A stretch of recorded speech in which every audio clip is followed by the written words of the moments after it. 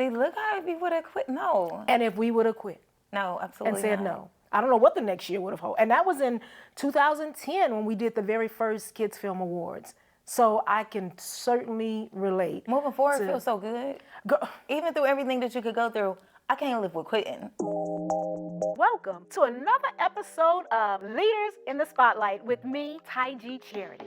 This podcast is for C-suite leaders to discuss their experiences and provide insight, encouragement, and inspiration for seasoned and inspiring leaders, offering valuable solutions to today's challenges that will inspire, ignite, and invigorate new and seasoned leaders to walk in their God-given authority with compassion, kindness, and empathy. So sit back, relax, and be prepared to be inspired with today's episode of Leaders in the Spotlight. Thank you. Hello, I'm Ty Charity. Welcome to another episode of Leaders in the Spotlight, where we dive into the highs, lows, and unexpected plot twists of leadership, sharing tales from the top.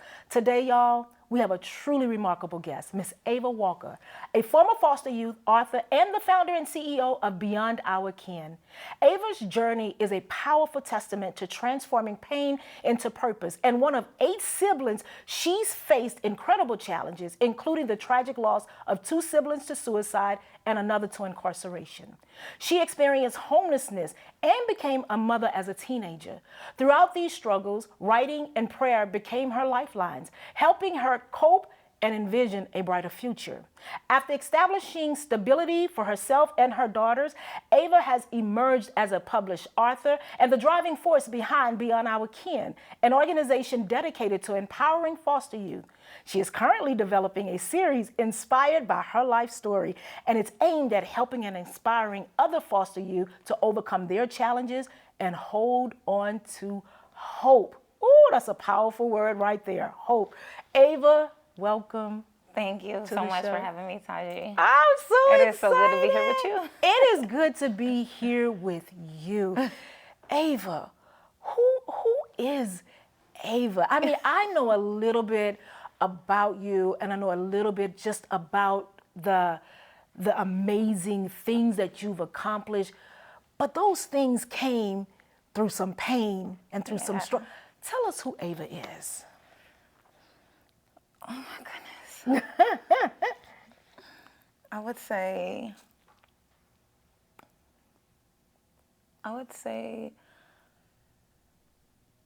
a woman now that is hugging the younger me. I like that. I would say that I took control of my life, and the reason why I turned my pain into purpose was because I just was like, I think for me, I always see my mother like happy. Mm-hmm. Like she was never seemed sad or anything. Mm-hmm. So I used that as inspiration, and I was like, it's just gonna hurt me if I go around sad and angry at the world. Nobody else did anything. Ooh. So I'm gonna grab a sip on that because I usually sip when I hear something that I can just grab hold to. Can you say that one more time?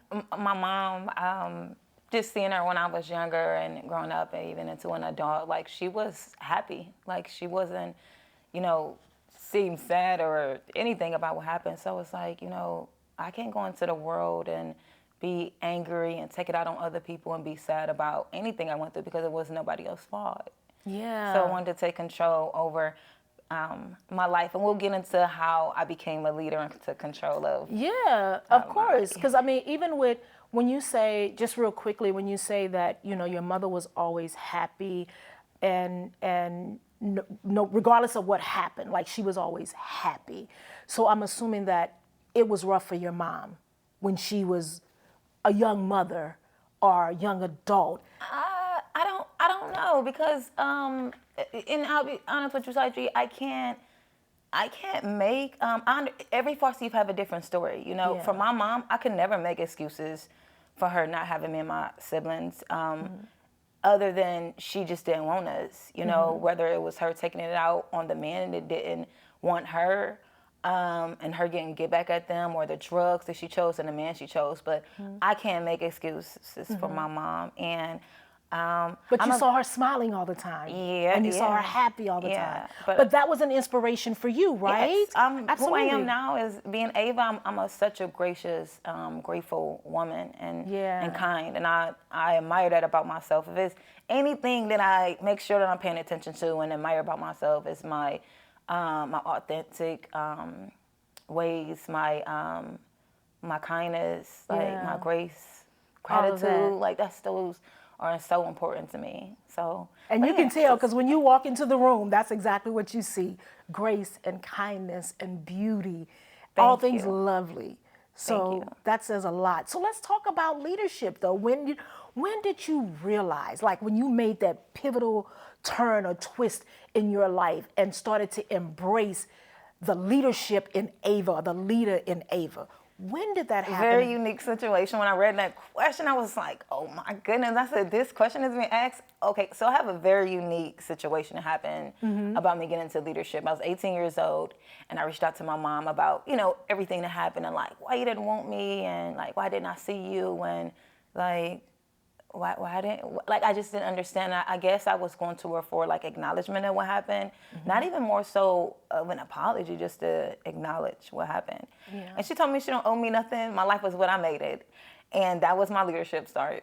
Wow. She told me I was 18 years old and my life was whatever I made it, and I was like, okay. And you grabbed hold of that. And I grabbed hold of it. It carries me to this day. And so every aspect of my life, I'm like, the way I feel is because of I'm choosing how I feel. And I tell my kids that, like, I choose how I want to feel every day. I choose the way I want to treat people, which is with kindness and, humanity and things like that. So every aspect of my life, I'm like, okay, everything I experience is because, not everything, of course, but, But a lot of what you experience. yeah, is That me is- into leadership. So. That's beautiful because that really is taking your pain and turning it into purpose, like letting that sort of be the leading force to where you are now. So tell me about Beyond Our Kin, because even the name Beyond Our Kin speaks volumes. Like, how did you come up with that name? Oh my goodness. How did that start? Like, how did we start Beyond Our Kin? So it started with Arts, Film, and Goods Pantry 5 years ago, a week before the pandemic. I had this dream. I was in the automotive industry. Shout out to Bragg Mug. I was at Honda downtown LA, and I moved here to be a screenwriter. I had no idea I was going to do an organization. I was against it. I kept having dreams about it and visions. And I kept turning, I was like, guys, you got the wrong person. Literally, you have there's absolutely no way. So I started it. I emptied out my savings accounts. Angie, the owners of Shade Room, Angelica, she also helped me fund the organization startup. Wow. So that was 5 years ago. Moving forward into 3 years later, I was like, okay, what direction is this going in? Because I'm meeting all these youth, we helping all these youth, but something is missing. I want to make this much bigger and bring more impact. I ended up meeting David Jepson, and when I met him, he asked me all these questions the first day we met, and he basically tore down the organization and rebranded it and things like that. And I would say him and Bracken Darrell rebranded the entire organization all over. So how the name Beyond Our Kin came from, when they told me I had to get rid of Arts, Film, and Goods Pantry, I was attached to that. What was it called? Arts, Film, and Goods Pantry. Yes. Okay. And I loved it. And I thought that was a really great name. I was like, this name is great. And what I'm assuming, so tell me, what did that do? Like, what was the mission of Arts, Film, and Pantry? So when I first had to mention it was that I wanted to make sure that foster youth were well taken care of with giving them clothing items, hygiene items, workshops and things like that. Okay. And then I believe I put film in there is because I'm a screenwriter. And I didn't want to let go of that dream. Well, I did let go of that dream because I was like, you know what, this is what's important. And if it took me to let go of that, which is a long story, I ended up, still having that dream after being obedient and starting an organization. But I was attached to the name, and it was like, this has to go. But they did allow me to come up with this second name. Okay. And I sent them like 18 names, and they said no to everything. But here's the leadership part came in. They said no to every name. And when I got Beyond Our Kin came to me, I didn't ask the team. Oh, hold on. Put a pin in that. You said what now? You didn't ask. I didn't ask the team. Talk about that. I came to them and told them the organization will be called Beyond Our Kin. Hold on. Let me just take. And hence the name Beyond Our Kin. And I was Googling it and everything, and it was nowhere. Like, nobody had it. So I was like, very, like, just like, I'm like, nobody has this name. And I think for me is when you said, where did the name come from? For me, I sat for months and months and was like, I can't believe we have this name.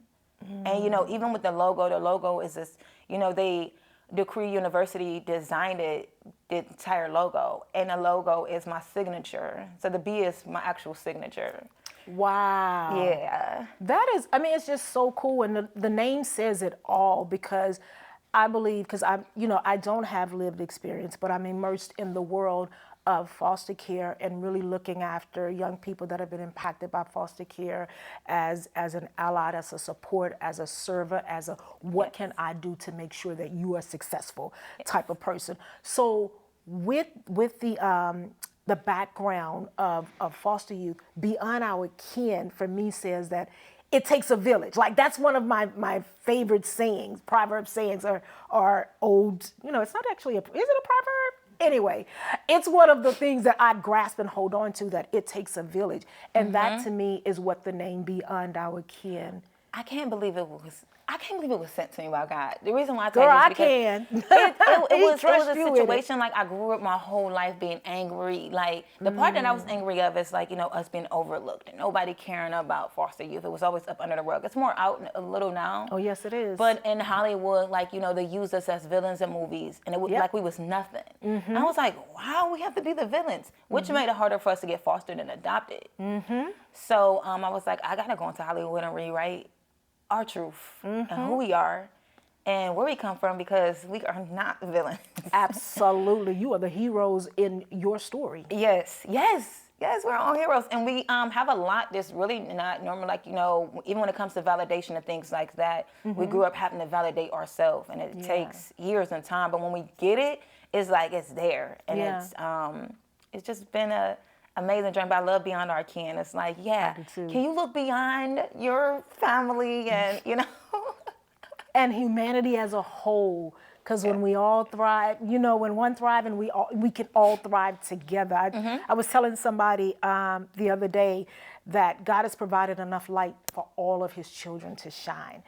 My friend wrote this book called Playing Together in the Sandbox, like playing nice in the sandbox together. And it's like, if we learn those simple principles as human of just playing nice together in this, we're so much better together than we are being fueled by anger, frustration, discipline, all those other things that take us on an emotional roller coaster to not only hurt ourselves, but hurt other people, right?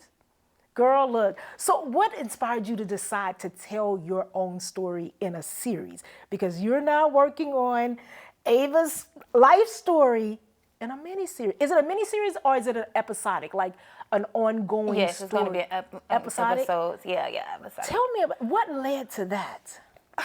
Another interesting, unique moment. So, as I told you, I always wanted to be a screenwriter, and from 11 years old, and then when I got 15 to 16, I was very certain. Like, I was like, everybody laughed at me and stuff, but I was like, I'm going to be a screenwriter. Like, I'm going to be a screenwriter. And I was a mute till I was like 23 or 24. So it was interesting. Yeah, I didn't talk. I never talked. Wow. Yeah. So the series, I met Bracken Durrell, who's a really great friend of mine, one of my favorite leaders. And he introduced me to Michael Sandberg and Tiffany Person.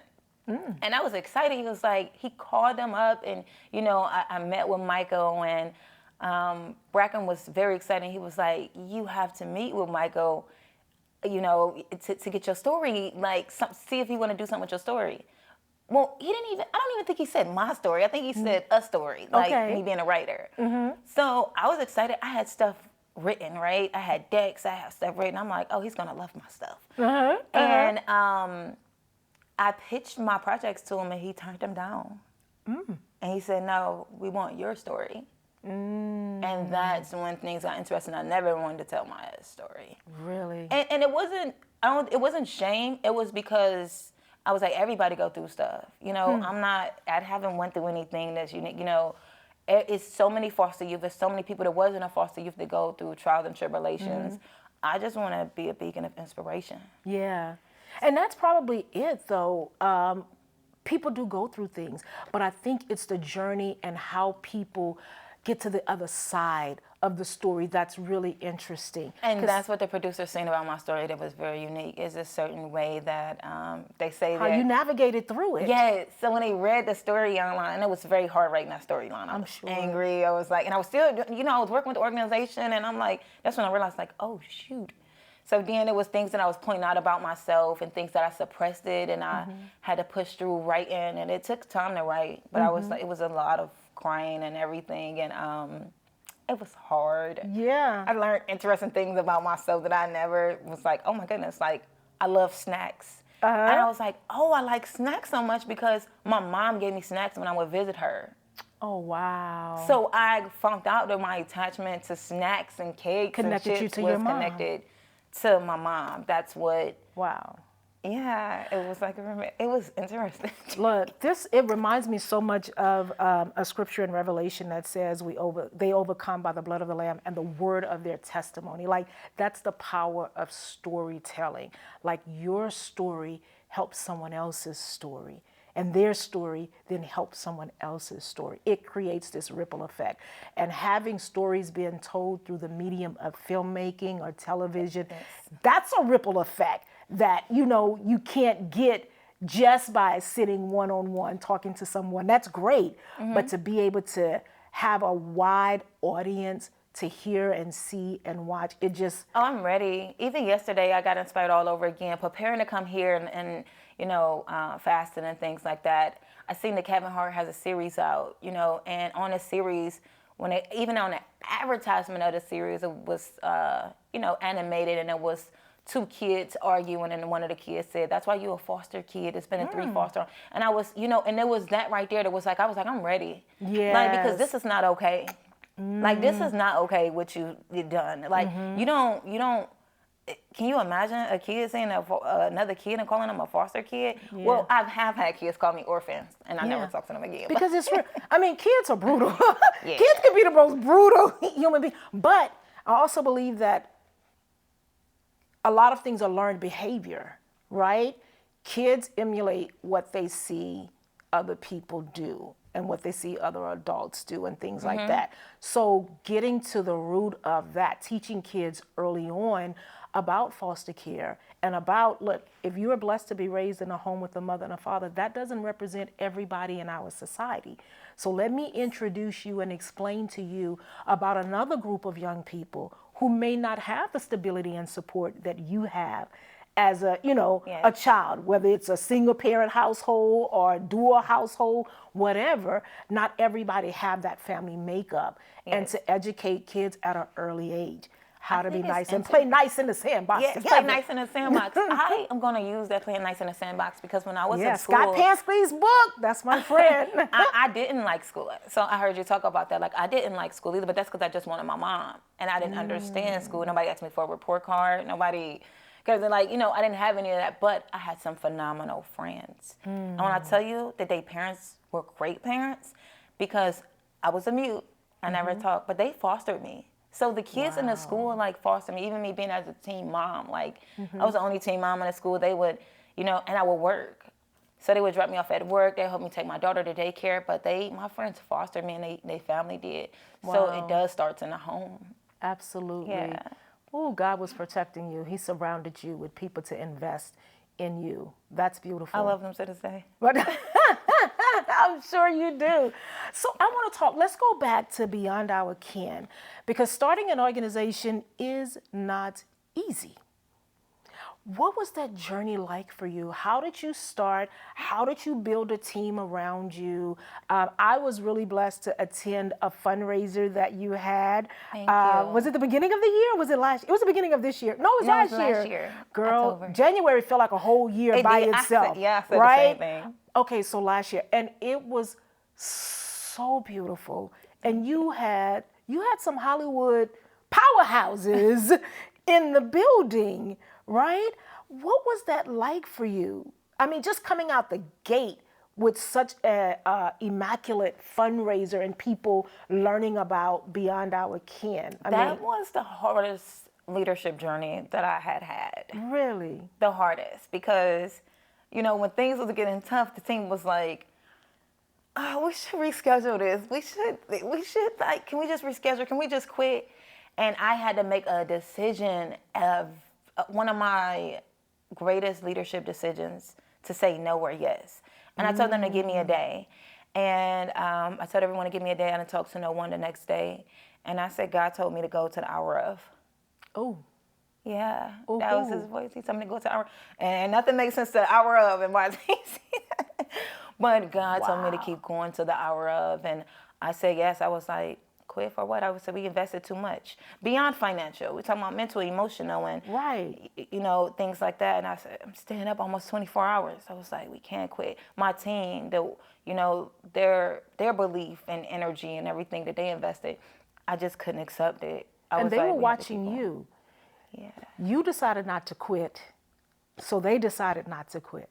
And even when things was crazy, I know that the energy, right? Like as a leader, you also have to have that energy. It's like, you can build, and if you sad or angry or irritated, everybody in the crew is gonna be like that. So absolutely. I know everybody thought I was crazy. They're like, what is she happy about? Why is she always smiling? It is not okay. But I was walking around and I had the energy of it was gonna be okay. And I knew it was gonna be okay. And I have this saying, it's like with my team, they think I'm insane. They're gonna laugh when they see this because they really think I'm insane. They're like, she's not normal. But I have this again, a unique, I have faith. Yeah. So, like, when it comes to faith, that's like untangible, right? Like, we're not supposed to see it. We're not supposed to feel it. Right. You're not supposed to smell it. Right. You're not supposed to. It would be opposite if you did. Then that doesn't require faith if you can do all those other things, right? So it's like, you know, we're gonna walk on this thin ice. Yeah. And it's gonna crack as we walk in, but we will get to a secure place. And y'all did. It was beautiful. I mean, you had from what I think B. Simone was there. You had what's the actor's name who's married to the Mallory sister, the twins? What was his name? What is his name? He was your co-host, I believe. Oh, you're talking about Hardwick? What is his name? Corey Hardwick. Corey Hardwick. Thank you. Sorry, sir. Edit that part out. Respect your work, sir. I respect your work. Just had a slip of the mind. But anyway, you had the CEO he was from really Paul great. Mitchell. Yes, there. He's my goddad now. Angelica, she's like I said, she founded this Founder of the Shade 5 years Room. ago. Girl, I was like, yes, ma'am. Let me take out my pen and paper so I can learn a few things in here. But you did that, and it started with your commitment to the yes and your obedience.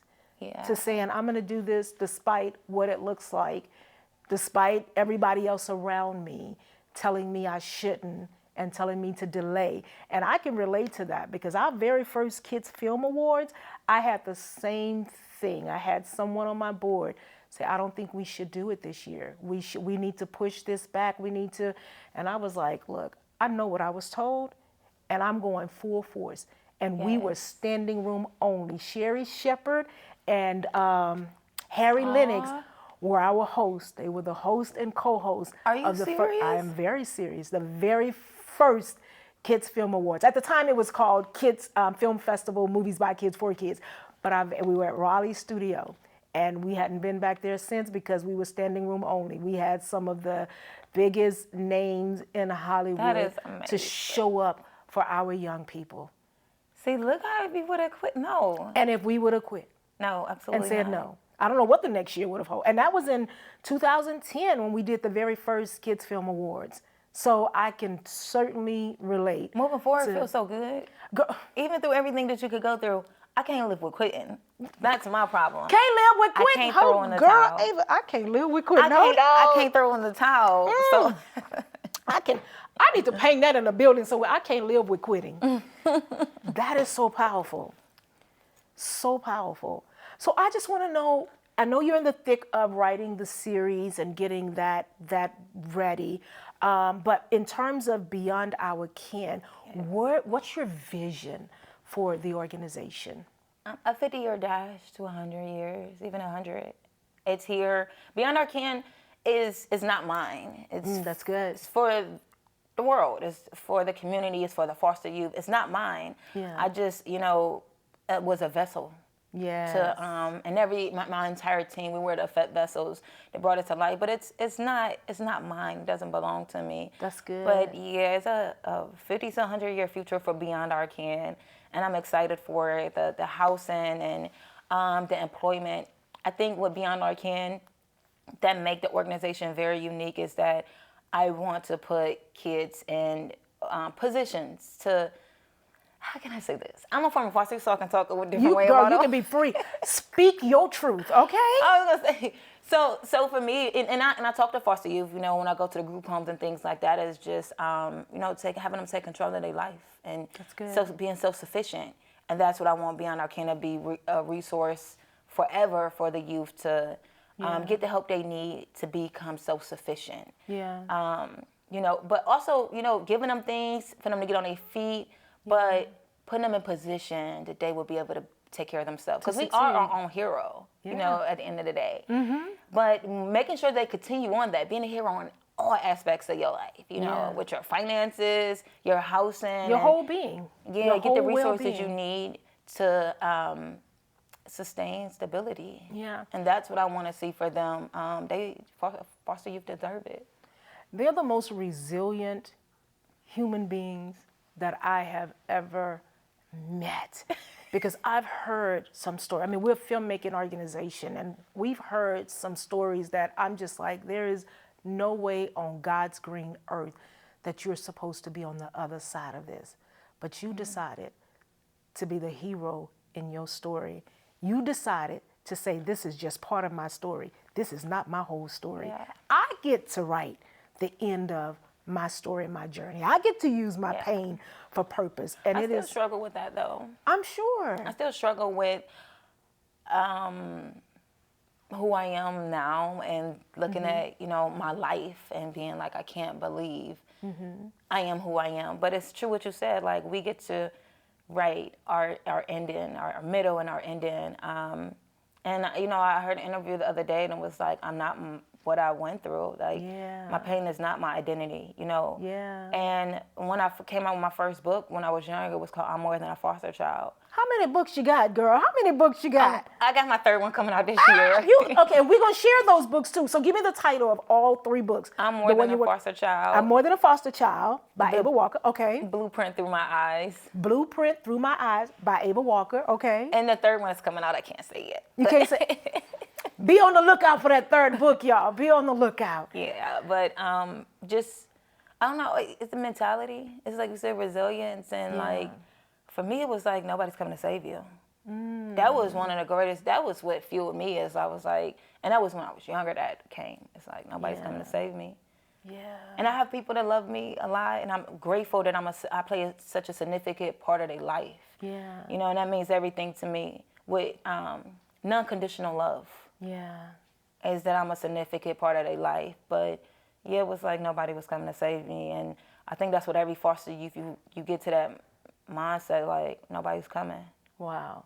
Your kids must be so proud to call you mom. They are. I'm clingy, such a clingy, annoying mom. Like, very sacred in motherhood, but so clingy. My oldest daughter's actually the first generation of going to college. Oh. Yeah, on 2 sides of her family. So. Oh my gosh. What is she studying?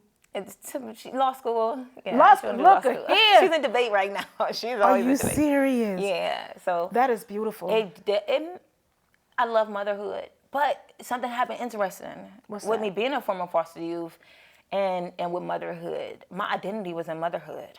So at 35 years old, I just turned 35 in January. Last year was the first time that I said, oh, wait a minute, something is wrong. And I'm happy I caught it early because I'm 35, and I was like, wow, my entire life identity has been motherhood other than my purpose. Yeah. And I was like, no, it's not supposed to give myself to myself first. And it's okay for me to be a human first and a woman first and then a mom. And that's where I'm at in life right now. It's like, how old are your babies? I know they're young adults, but they're always our babies, right? Yes, 19 and 14. Wow. Yeah. Ava, I don't want to wrap up. I got the sign about wrapping up, but I don't want to wrap up. So I got to ask you just one more question before, it's probably going to be two more questions. Please forgive me, team. But in terms of leadership, you mentioned one person that you admire as a leader. Who are some of the other leaders that Ava admire? So I did mention everyone who started Beyond Our Ken and was a part of that entire journey. But I would say like Brad Mudd, Keisha Nix, Desiree and Joy Polk, Karma Lacey, she was incredible with also helping us with Beyond Our Ken. Okay. Charity Chandler, she was one of our first That's sponsors. my girl. Yeah. Gotta love Dr. Charity Chandler Cole.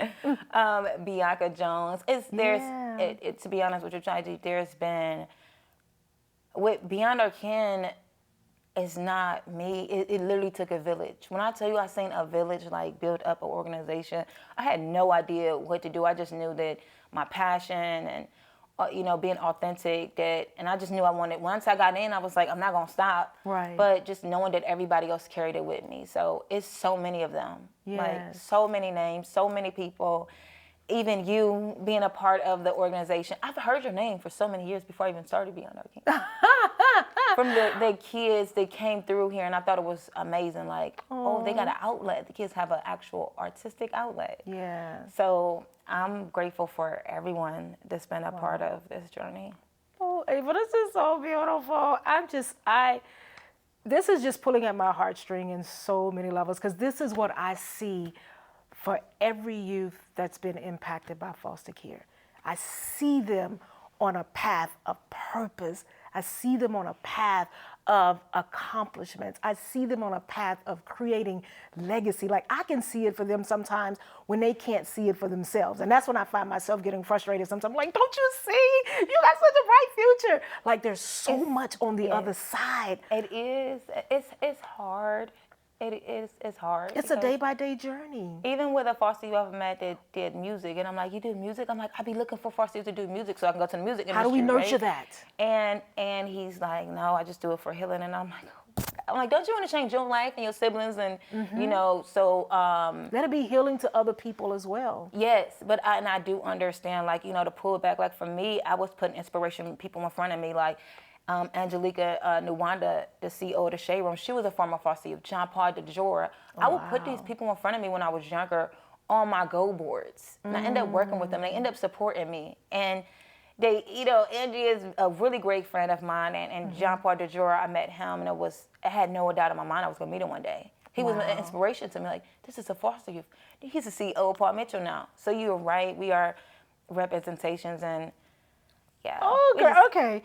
All right, you know what? I'm going to land the plane, because if I don't land this plane right now, this plane ain't going to land, okay? We're going to be flying across this great country, all right? Because there's just so much, and it's just, you're so beautiful, and I'm so grateful that you said yes, and I'm so grateful just to know and all the things that you got going on. I can't wait for the series. I also appreciate you because you are part of our documentary called Recovering Innocence. I'm excited for that to come out. Oh, it is finally finished. We're going to be doing a screening of it soon. And honey, you were rocking that blue. I was like, that's my girl right there. When I heard about that documentary, I was like, yes. Yeah. Somebody is touching on the topics that need to be told. Yeah. Which I was like, she's very focused. I know people think I'm crazy too, but it's all right. I love that you did this documentary though, but I did think, I was like, oh, she's very focused for doing this documentary. I like this. Yes, I mean, that documentary will be coming out soon. So thank you for using your voice, using your platform, and giving yourself permission to shine and walk in purpose, because by you doing that, hopefully it is giving somebody else permission to do the same for themselves. Ladies and gentlemen, we are out of time. We have spent the last 35, 40 minutes talking to Ava Walker, and I could have spent another hour or two talking to Miss Ava Walker. But our show has come to an end. Please, please, please remember to do those 3 magical words: like, share, and subscribe. I know you've heard something today that will help you on your leadership journey. So until next time, have a wonderful afternoon. Bye now. All right, ladies and gentlemen, that is our show for today. I hope you were inspired and you gained some valuable nuggets that will help you to become a better leader and to walk in your God-given authority. Bye, until next time.